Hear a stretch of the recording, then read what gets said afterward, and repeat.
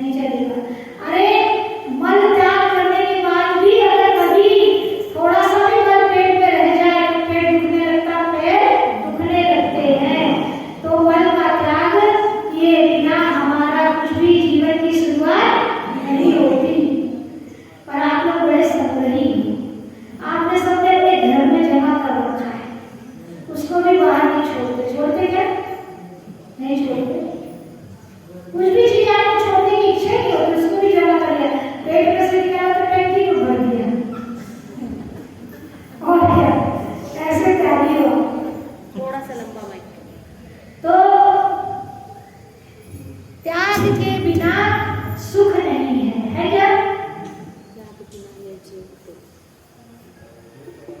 त्याग के बिना इस जीव को रहता है, त्याग बिना सावधान अपनाए जो चाहो सुख चैन। त्याग बिना यह जीव तो रहता है बेचैन। हमारे दासी माता ने लाइन लिखी है, त्याग के बिना यह जीव बेचैन रहता है। तो आप क्या करते हैं? कौन सा त्याग करते हैं?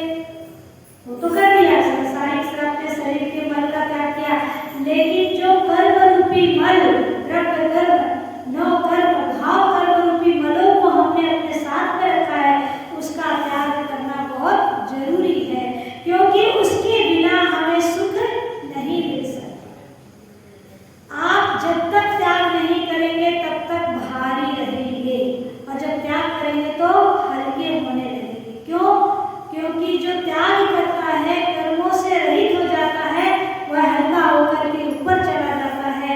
बादल जब तक पानी से सहित हैं, पानी से भरे हैं, तब तक भारी रहते हैं, ऊपर नहीं जाते, और पानी जब बरसा देते हैं, काले गोरे हो जाते हैं। त्याग करोगे तो काले से गोरे हो जाओगे, ब्यूटी पार्लर में जाने की जरूरत नहीं पड़ेगी। और बादल सफेद होकर के ऊपर उठ जाते हैं, तो त्याग किए बिना बादल से बरसात नहीं होती, और त्याग किए बिना जीवन की शुरुआत नहीं होती। इसलिए त्याग जरूरी है, और त्याग करके हमारे अनेकों महान ऋषि मुनि यति तीर्थंकर हुए हैं। हमारा धर्म ही त्याग धर्म है, और भारत त्याग की पूजा करता है, राग की पूजा। पूरे भारत में क्या, पूरे विश्व में भी, आप विदेश में भी चले जाओ, अगर कोई त्यागी चला गया तो उसके प्रति नतमस्तक होते हैं, अपने से ज्यादा होते हैं। स्वामी विवेकानंद गए हो, गांधी जी गए हो, या और भी मुनि ऋषि जो गए हो, त्यागी अपने साधु तो नहीं जाते दिगंबर, लेकिन श्वेतांबर साधु लोग जाते हैं, तो वो लोग बड़ी श्रद्धा से नमस्कार करते हैं। क्यों करते हैं? क्योंकि वो भी हमारा ही आर्यखंड है ना, संस्कार तो हमारे ही हैं। अब पर्याय का तुमको निमित्त नहीं मिल रहा, लेकिन वो भी कहीं ना कहीं अपने गॉड को ढूंढते हैं और खोजते हैं, और जब उनको बताया जाता है तो एक्सेप्ट नहीं करते, अपने से ज्यादा वो लोग क्या बोलते हैं, फ्लेक्सिबल रहते हैं, जुड़ जाते हैं और समझते हैं। हमारे कनक मंदिर गुरुदेव कहते हैं कि विदेश में मांसाहार जरूर है, लेकिन लोगों में सरलता है, भ्रष्टाचार नहीं है। हमारे भारत में धर्म जरूर है, लेकिन भ्रष्टाचार नहीं है। बात बात में हम अनैतिकता, भ्रष्टाचार करने लगे हैं। पहले नहीं था हमारे भारत में, लेकिन अब जो बढ़ गया है, हमें सुधारना है। हमें सबसे पहले अपने घर का भ्रष्टाचार हटाना है। घर में हम कोई बेईमानी तो नहीं कर रहे, घर में हम ऐसा त्याग रखें कि हमारा परिवार सुखी रहे। सबसे पहला त्याग स्वार्थ का त्याग। भाई अगर भूखा हो, प्यार दे, प्यार छोड़ दे धके, ऐसे नहीं करना। यानी कि भाई भूखा है, मेरी बहन भूखी है और मैं रोटी खा रहा हूँ। इस स्वार्थ का त्याग करो। पहले परिवार में स्वार्थ का त्याग करोगे तो रामायण बन जाएगी, और स्वार्थी बनोगे तो महाभारत बन जाएगी। तो हमें स्वार्थ का त्याग करना है। साधु अपने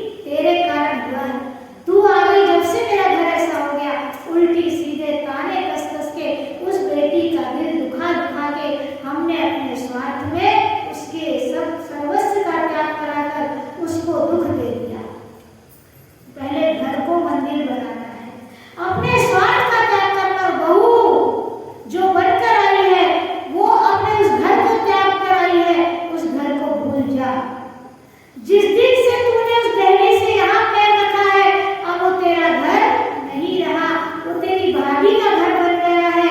अब वहां पर सपने देखना बंद कर और यहाँ सास को अपनी माँ मान, तब जाकर तू इस घर की सुरक्षा सेवा कर सकती है, इस घर को गुलशन बना सकती है, नहीं तो कांटों से नष्ट कर सकती है। तो हमें अपने घर में सबसे पहले त्याग की वृत्ति अपना करके अपने घर को मंदिर बनाना है, घर को स्वर्ग बनाना है, सास ससुर की सेवा करना है और सासू को भी बहू को बेटी के समान रखना है। बेटी के समान रखने का अर्थ ये नहीं कि पैंट शर्ट पहना करके या सलवार सूट पहना के अपने घुमाने लगो बाहर, ये नहीं। शालीनता और सभ्यता और संस्कृति की रक्षा करते हुए अपने स्वार्थ का त्याग करके हमें अपने परिवार को सही बनाना है, धार्मिक बनाना है, संस्कारित बनाना है। तो इस त्याग धर्म की शिक्षा हमारे बड़े बड़े आचार्यों ने दी है, बहुत कुछ कहा है। त्याग दो प्रकार का होता है, एक श्रमण का त्याग और एक श्रावक का त्याग। श्रमण मुनि उत्तम त्याग करते हैं और श्रावक क्या त्याग करेंगे? ज्यादा से ज्यादा खाना पीना छोड़ देंगे थोड़ा बहुत, या फिर रसवस उल्टा सीधा त्याग। लेकिन आचार्य कहते हैं कि श्रावक त्याग दान के द्वारा करता है। अपनी जो पूंजी कमाई है उसमें से दसमांश कम से कम प्रतिदिन श्रावक को मंदिर में दान देना चाहिए, तो आपसे मांगने की जरूरत नहीं पड़ेगी। आप अगर 100 रुपए कमाते हैं तो 10 रुपए मंदिर के लिए पहले ही निकाल दो। निकालते हो? बहुत वेरी गुड। जो निकालता है उसे बहुत बहुत आशीर्वाद, उसके यहाँ कभी लक्ष्मी की कमी नहीं पड़ेगी। और अगर आप दसमांश निकालते हैं तो मांगने की भी जरूरत नहीं पड़ेगी। और प्रत्येक एक नहीं कमाने वाला, आप सभी कमाते हैं, अपने अपने नाम का दसमांश निकालो, क्योंकि मालिक जो कमा रहा उसका पुण्य उसके साथ है और हमारा पुण्य हमारे साथ है। हम सभी अपने अपने खर्चे का पैसा निकालते हैं, अपने खर्चे के लिए जो मिला है उसमें से 10 रुपए गुल्लक में डाल दो, मंदिर में डालो या फिर घर में डालो और फिर इकट्ठा करके कहीं ला करके दे दो। क्योंकि आनंद जी कल्याण जी की पीढ़ी में यही किया जाता है। वो लोग अपने अपने गुल्लक आनंद जी कल्याण जी की पीढ़ी में लाकर देते हैं और 100 मंदिर श्वेतांबर और एक मंदिर को बात मैं नहीं बोलूंगी, समझदार को इशारा काफी है। तो ऐसा कर करके हमारे जैन धर्म में वो लोग आगे बढ़ गए, हम पीछे रहे। हमको भी आगे बढ़ना। उनके गुरु अगर कहते हैं कि 1 लाख रुपया लगाना तो तुरंत लगाते हैं, मुंह नच रहे, बाप जी करूच ऐसा बोलते हैं। और हम बोल रहे तो बोलते माता जी पैसे मांग रहे, वहां जाने का नहीं। माता जी किसके लिए पैसे मांगेंगे? ऐसे मैं तो नहीं मांगती हूँ। तो हमें दान के द्वारा त्याग करना चाहिए। श्रावक क्या कर सकता है? दान 4 प्रकार। बोलो क्या लाइन है? दान दे मन हरस विसेके, यह भव जस पर भव सुख दीजे। जो तब नहीं त्याग तो है ना, बोलो ना लाइन। चलो कोई बात नहीं, हम अपनी आगे। मुनिराज त्यागी के प्रत्यक्ष मूर्ति रूप है, श्रावक जी परिग्रह करे तो दान रूप है। श्रावक परिग्रह का दान करता है जो परिग्रह रूप है। तो आप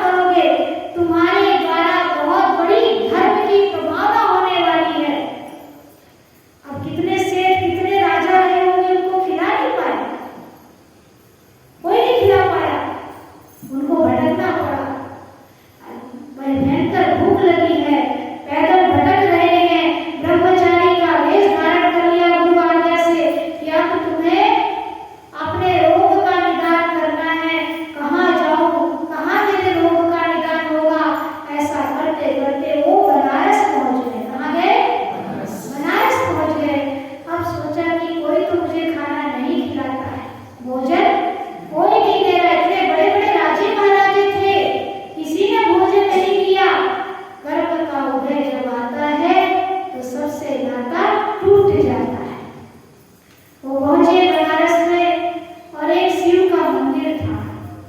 वहां पर पुजारी से बोले कि पुजारी, तुम रोज सामग्री चढ़ाते, तुम्हारे भगवान नहीं खाते, देखो मैं चढ़ाऊंगा तो भगवान पूरी सामग्री खा लेंगे, थोड़े दिन तुम अपनी ड्यूटी बंद करो।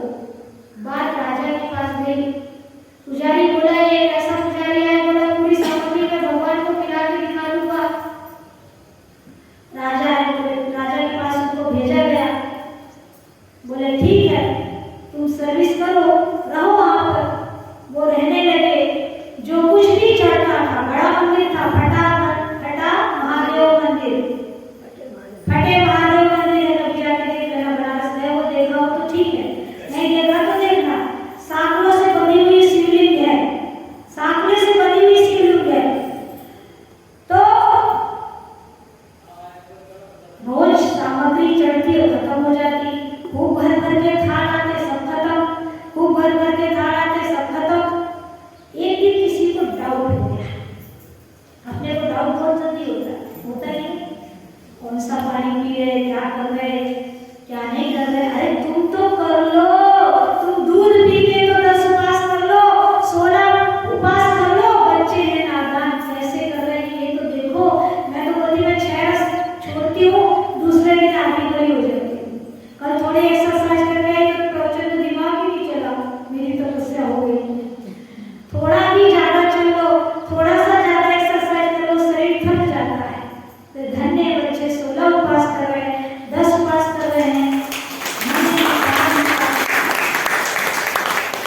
तो वो समझ भोजन कर लेते थे और क्या कहते थे कि सारा भोजन कौन ले गए, मैंने सब शिव भगवान को खिला दिया। अब रोज रोज ऐसा होते होते एक दिन एक व्यक्ति को बस डाउट हो गया। इतने दिन और पुजारी को भी डाउट हो गया कि मैंने इतने दिन पूजा की तो कभी भगवान ने नहीं खाया, इसके हाथ से कैसे खाते हैं। तो एक छोटे से बच्चे को जहाँ से अभिषेक गंगोदर जाता था वहां पर छुपा दिया और उसको देखने को लगा दिया। बीच में एक बार ऐसी किंवदंती उड़ी थी ना, दूध पिलाते थे शिव जी की पिंडी को, तो सभी लोग ऐसा पिला रहे थे। तो हमारे फ्रेंड नहीं होते तो साइंटिस्ट है, वो गए, एक लड़के को बोला दूध ले, चल मैं चलता हूँ देखते कैसे पीते। तो जाके देखा तो पी गया वो दूध। तो गुरुदेव बोले इसमें साइंस है, ये मार्बल गर्मी से गर्म हो गया है, ये पत्थर गर्मी से गर्म हो गया है और इसमें थोड़ी देर के लिए दूध एब्जॉर्ब करेगा, बाद में दूध को एब्जॉर्ब नहीं, पानी भी एब्जॉर्ब कर लेगा क्योंकि गर्म है। तो पानी दूध डाल देते तो और दूध वैसे भी मार्बल दूध को एब्जॉर्ब करना फाड़ देता है, तो इधर उधर बह जाता है, वैसा लगता दूध पी लिया। कुछ भी निकालते लोग और उसको चमत्कार बता करके लोगों को नमस्कार करने लगाते या लूट लेते हैं। तो जल्दी से चमत्कार पर विश्वास नहीं करता। एक बार हम कहीं बैठे थे और बोले केसर बरस रही, केसर बरस रही। गुरुदेव बोले एक काम करो, वो केसर उठा के चाट के बताओ। एक लड़की को झटवा दी गुरुदेव ने, बोली छी मीठी मीठी लग रही है।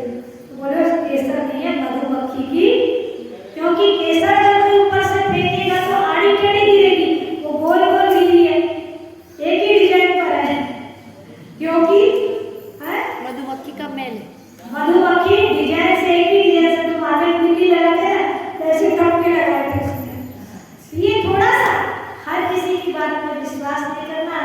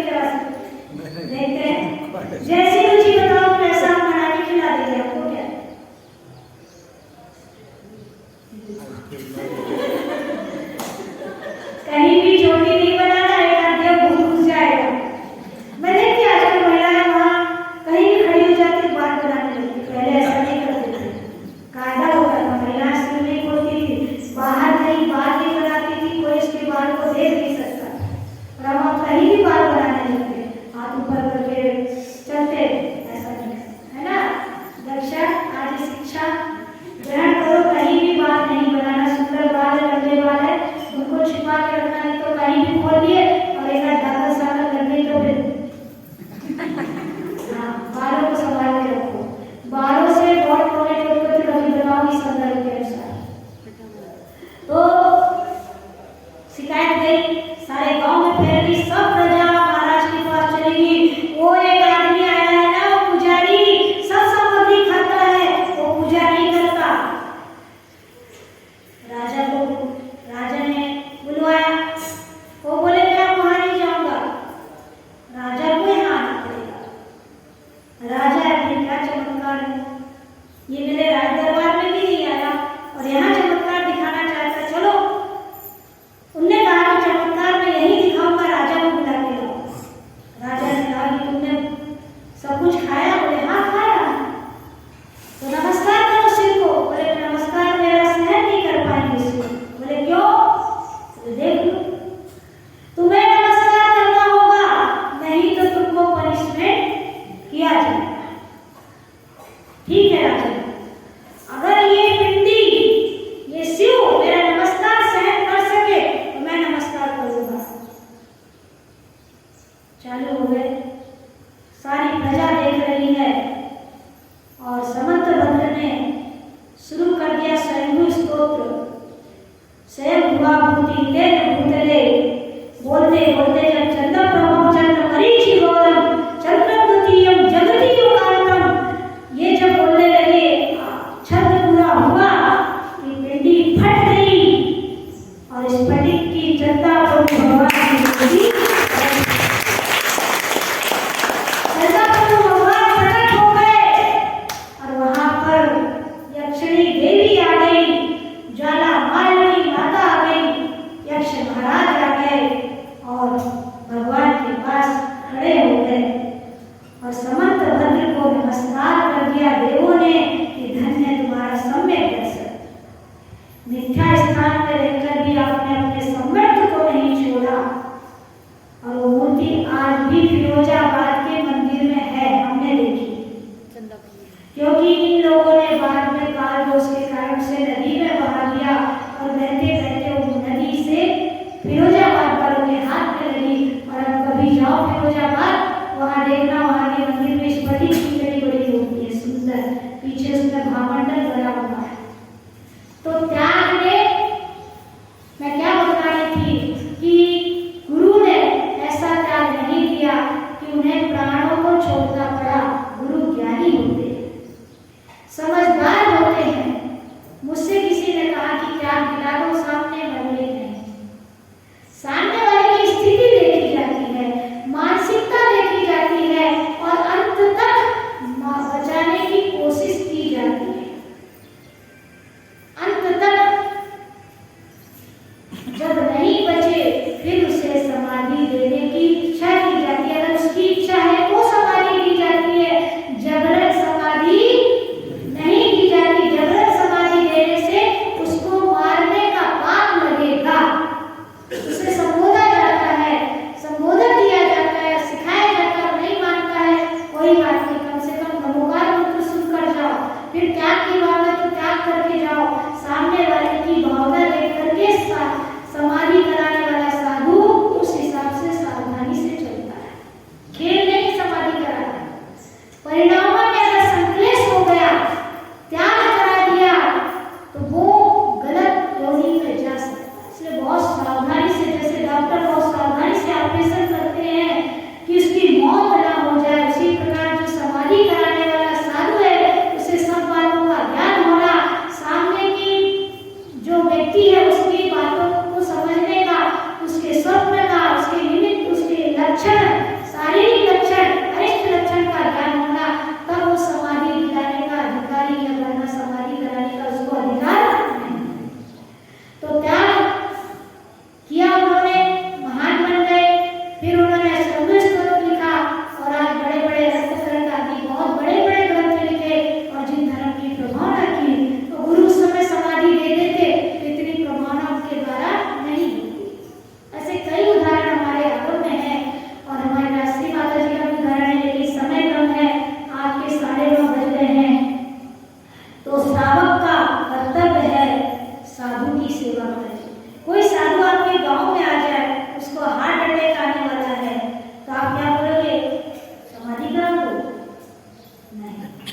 चुपचाप इलाज करा के उनके गुरु के से पूछ करके उनको प्रायश्चित दिला करके फिर उनके धर्म में उनको स्थित करना, क्योंकि अब हमारे पास साधन है, पहले ऐसे साधन नहीं थे।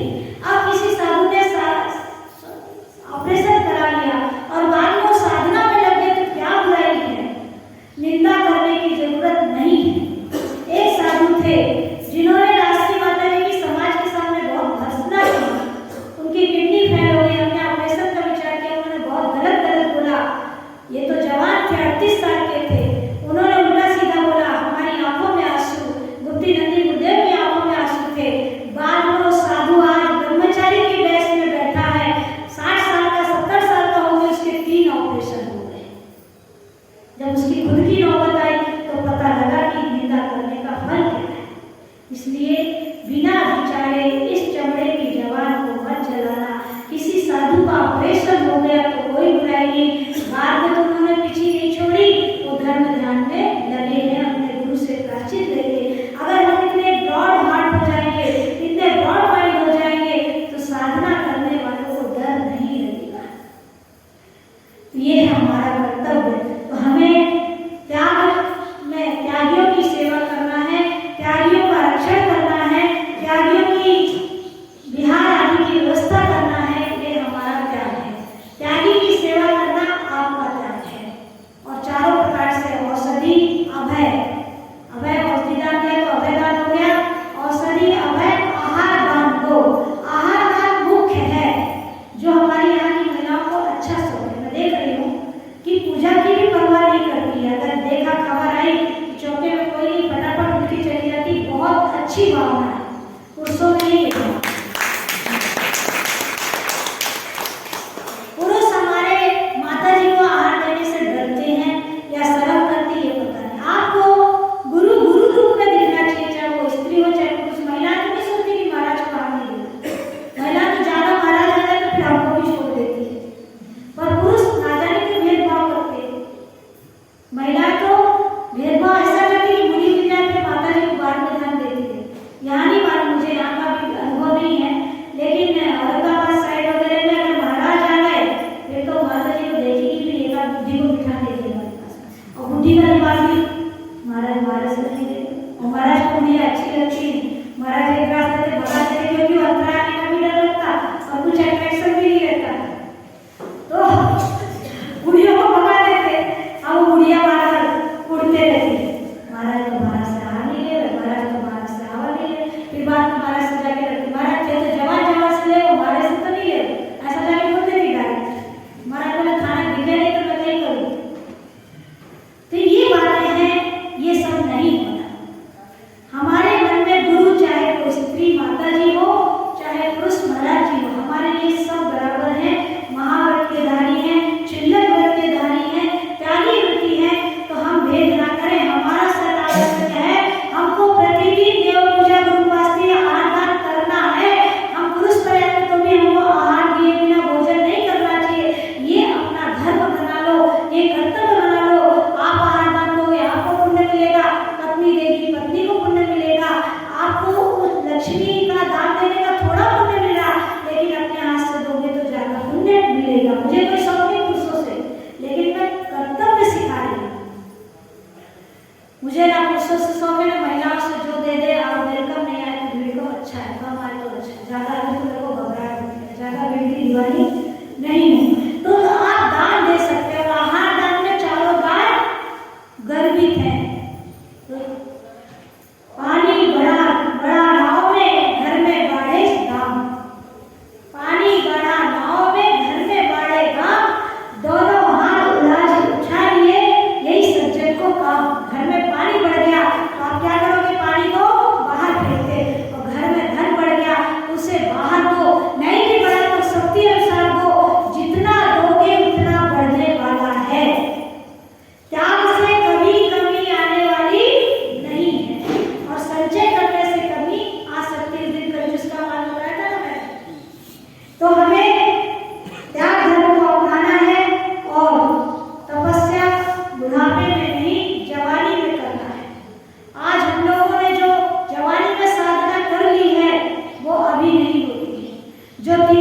जब दिन के 50 डिग्री तापमान में अंतराय सहन कर लिए, उसमें भी पूजाएं निकली।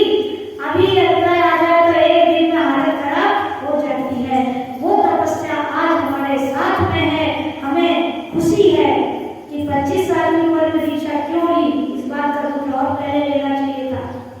अब आशा दीदी को पछतावा हो रहा है मेरे ऊपर देख रही। उसने तपस्या की है, उसने त्याग किया है, क्योंकि मेरे धर्म को निभाया है। और ये बच्चे जब सेवा करके, साधु की सेवा करके दीक्षा लेंगे तो इनके आगे पीछे इनका पुण्य दौड़ेगा।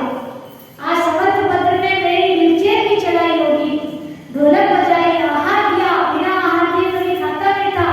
आज उसके लिए स्पेशल थाली आती है। पूरे इतने साधु हैं, 35 साधु, कितने 35-30 साधु हैं, उसमें उनके लिए स्पेशल व्यवस्था होती है, स्पेशल थाली आती है, क्योंकि उन्होंने जो मेरी सेवा की उसके बाद मेरे गुरु की सेवा करते हैं। पैर दबाते रहते, जब तक आहार होगा, जब तक पैर दबाते हैं और फिर आहार हो जाते हैं, तो उनके आज हाथों में रखे जा रहे। सब लोग कहते हैं माता जी आपने करोड़ों का एहसान हमको दिया है। तो गुरु की सेवा करने वाला और आगे बढ़ता है। आस्था श्री ने सेवा की, काव्यश्री ने सेवा की, समर्थभद्र ने सेवा की। इन लोगों को अंतराय ज्यादा नहीं आए। मैंने एक ही साल राष्ट्रीय माता जी की सेवा की थी, बाद में माता जी बनती करी, फिर मेरे अंतराय कटे। लेकिन माता जी बनने के पहले एक ही साल 2 साल सेवा कर पाई थी मैं, क्योंकि हम पुष्पदत्त महाराज जी की ब्रह्मचारिणी थे। ठाट से रहना, ठाट से जाना, आहार कराना और आ जाना, बनाने नहीं देते थे। ये लोग भी बनाती, गुरुदेव मेरे को डांटते थे, बोलते तू बनी, तू बनाती क्या, चौका लगवाती। उससे चौका लगाना चाहिए। ब्रह्मचारी को पानी भी भरना चाहिए। रुद्र सागर गुरुदेव पानी भर के साधुओं को आहार दिया है। तो आज उनका इतना पुण्य है कि उनके दरबार में कभी साधुओं की कमी नहीं होती। तो जो सेवा करता, अभी आशा दीदी ने सेवा की है, और मुझे ध्यान सागर महाराज जी ने कहा कि लड़कियों को 34 वर्ष के पहले दीक्षा नहीं देना, तो थोड़ी मैच्योर हो जाती है। अभी दीदी पूरी मैच्योर हो चुकी है, प्रवचन दे रही है अभी आपके यहाँ। मुझे खुशी है कि और वो प्रवचन देना भी सीखे। बहुत डरती थी, 10 लक्षण सीढ़ी में टेंशन ले रही थी। आपने तो बोल दिया सीढ़ी लगाने कैसे करेंगे, अपन दोनों ही हैं। रात में 10 दिन का मैं प्रवचन नहीं दूंगी। मैं सुनते रहती, उसको चिल्लाती है, चिड़चिड़ करती है, मैं सुनते रहती। फिर जब प्रवचन का टाइम होता है तो जाती भेजती हूँ, धक्का मार के भेजती हूँ। आज देखो उसको कॉन्फिडेंस हुआ कि नहीं 10 दिन का प्रवचन दे सकती ही नहीं, तब भूल रही है।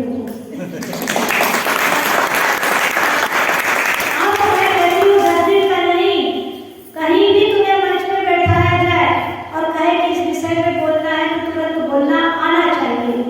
मेरे साथ कई बार ऐसा होता है, झूठ में मेरे को जोड़ देते हैं और बोलते हैं माता जी इस विषय में बोलो, बोलना पड़ता है। पहले मैं इतनी डरपोक थी कि मैं डर जाती थी, बोल नहीं पाती थी। पुस्तक महाराज जी मुझे बहुत लिख के देती थी मैं, पर बोलने में मेरा साहस नहीं था। पर अब थोड़ा थोड़ा बोलना सीख गई।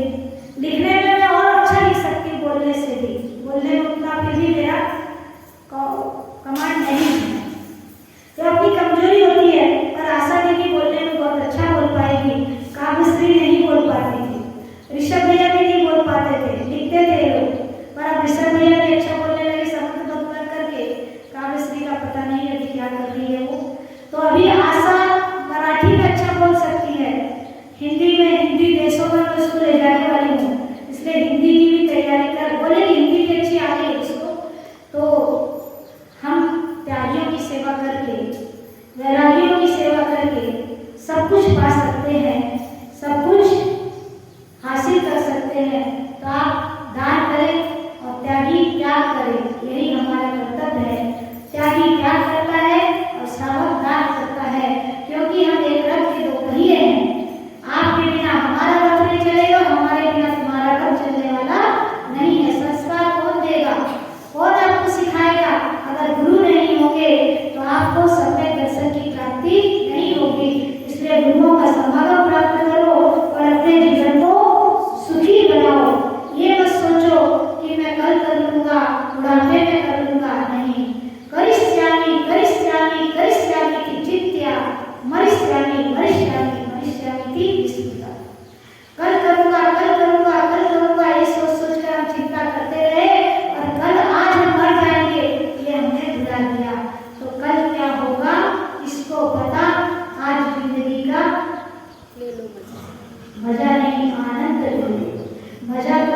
बस मजा में मजा